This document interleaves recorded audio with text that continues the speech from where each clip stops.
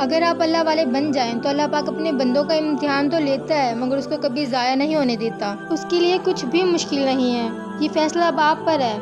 اگر شادی نہیں ہو رہی تو کیا ہو گیا، اللہ کے دروازے ہمیشہ کھلے ہیں۔ اچھے مارکس نہیں آئے، کوئی بھی زندگی میں پریشانی ہو تو پریشان مت ہو، میرا اللہ بڑا رحیم و کریم ہے۔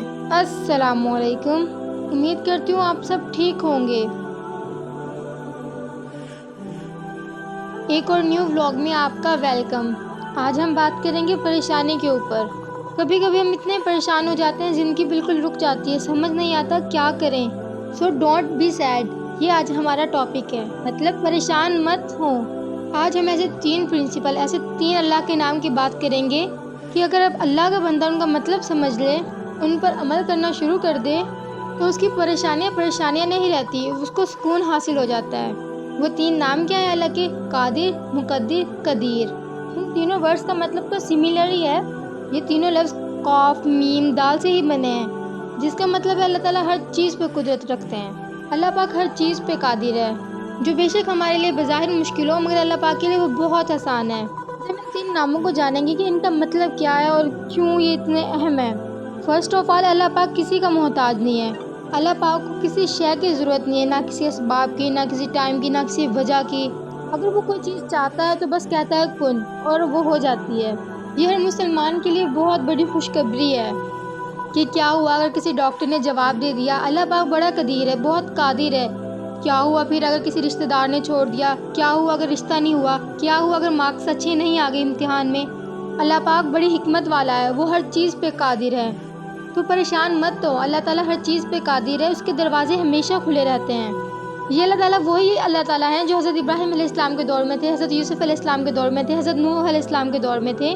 وہ ہمیشہ اپنے بندوں کو کبھی تنہا نہیں چھوڑتے۔ اللہ پاک ہر دروازہ کھول سکتا ہے، ہر مشکل کام سے مشکل کام بھی کر سکتے ہیں۔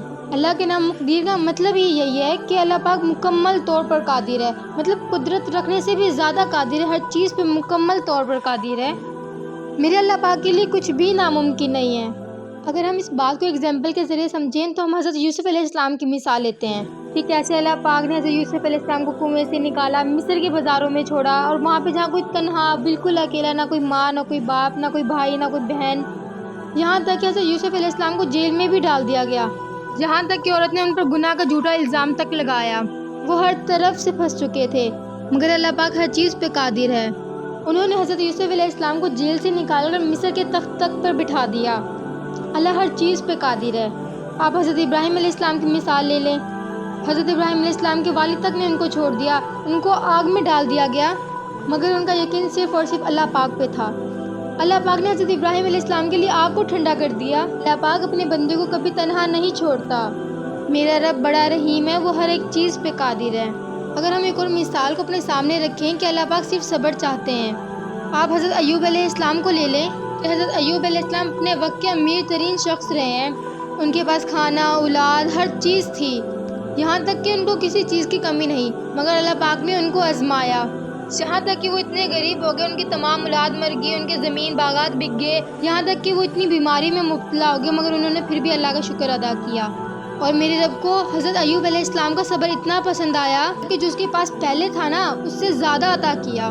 اگر آپ اللہ والے بن جائے نا تو اللہ پاک اپنے بندوں کا امتحان تو لیتا ہے مگر اس کو کبھی ضائع نہیں کرتا۔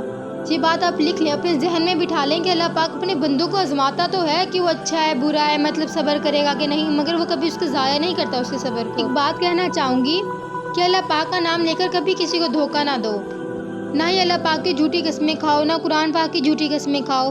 جو اللہ پاک کا نام لے کر سچ بولتا ہے نا، اللہ پاک اس کی غیبی مدد کرتے ہیں، مگر جو اللہ پاک کا نام لے کر جھوٹ بولتا ہے تو اللہ پاک اس کو تباہ و برباد کر دیتے ہیں۔ ہم اتنے پریشان کیوں ہیں؟ ہمیں آخر کس چیز کی کمی ہے؟ سب سے پہلے ہم اللہ پاک کے بندے حضرت محمد صلی اللہ علیہ وآلہ وسلم کے امتی ہیں۔ مجھے لگتا ہے کمی ہے تو صرف اور صرف ہماری عبادات میں، ہمارے نماز نہ پڑھنے میں، ہماری عبادت نہ کرنے میں، اپنی نظروں کی حفاظت نہ کرنے میں، حلال اور حرام میں فرق نہ کرنے میں۔ ہم مسلمان ہو کر اللہ پاک کے 99 نام ہیں، ہم نے تو بس 3 نام ہی ذکر کیے ہیں۔ اللہ پاک قادر ہے، ہر چیز پہ قدرت رکھنے والا ہے۔ اگر ہم مسلمان ہیں، اگر ہم اللہ پاک کو سمجھ جائیں نا تو ہمیں کسی چیز کی پریشانی نہیں ہوگی انشاءاللہ عز و جل۔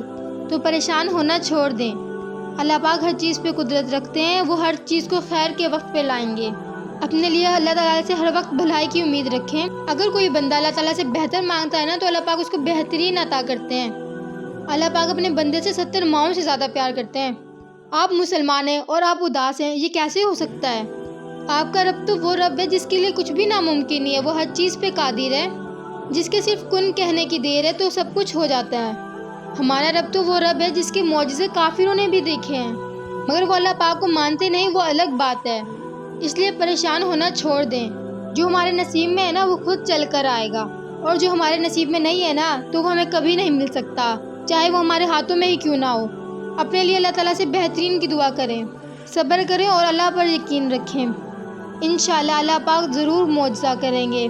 اللہ پاک اپنے بندے کو کبھی تنہا نہیں چھوڑتے، یہاں تک کہ تمام دنیا والوں سے قطع تعلق کر لیتے ہیں۔ اس لیے اللہ پاک پر بھروسہ رکھیں۔ آج کا ولاگ یہیں تک، امید کرتی ہوں آپ کو پسند آیا ہوگا، تو آپ پریشان ہونا چھوڑ دیں۔ اللہ پاک سب کا حامی و ناصر ہو۔